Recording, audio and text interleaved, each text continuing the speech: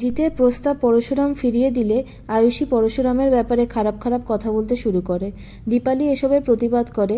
Jeet decide করে যাই হয়ে যাক না কেন কোর্ট অবধি টটিনিকে যেতে দেওয়া হবে না। এদিকে অনুষ্ঠানে যাওয়ার জন্য টটিনি আর বাচ্চারা রেডি হচ্ছিল। পরশুরাম একটা বেগুনি রঙের পাঞ্জাবি পরে আসে, যেটা কিনা টটিনির পছন্দ হয় না, আর সে সেটাকে পাল্টে ফেলতে বলে। পরশুরাম ড্রেস পাল্টাতে যায় আর এই সুযোগে নিজের চেম্বারটা পকেটে ভরে নেয়। এরপরে সবাই মিলে অনুষ্ঠানের দিকে রওনা দেয়। আমরা দেখি বব্বরের ফিট করা একজন লোক তাদের ওপর নজর রাখছিল। বব্বরকে ইনফরমেশন দিতেই বব্বর পরশুরামের গাড়ির পিছু নিতে থাকে।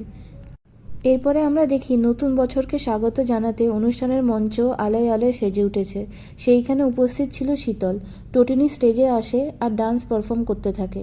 আমরা দেখি সেখানে বলরাম আর আরও কয়েকজন অফিসারও রয়েছে। টটিনি খুব সুন্দরভাবে ডান্স পারফর্ম করে। শীতলের কুদৃষ্টি পরশুরামের ওপরেই ছিল। ওদিকে বব্বর তার দলবল নিয়ে ভেন্যুতে পৌঁছয়। এরপরে স্টেজে ডান্স পারফর্ম করতে আসে পিকু, আর টটিনি গান করছিল।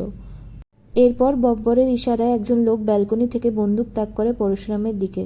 পরশুরামের সিক্স সেন্স আগে থেকেই বিপদের আশঙ্কা করছিল। লোকটা গুলি চালায়, অল্পের জন্য পরশুরাম বেঁচে যায়।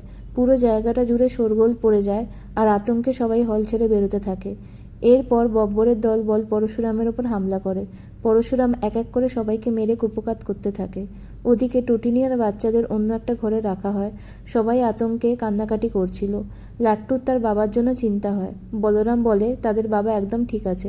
টটিনি বলে, আপনি কি করে জানেন? আপনি কি শিবপ্রসাদ গাঙ্গুলিকে চেনেন?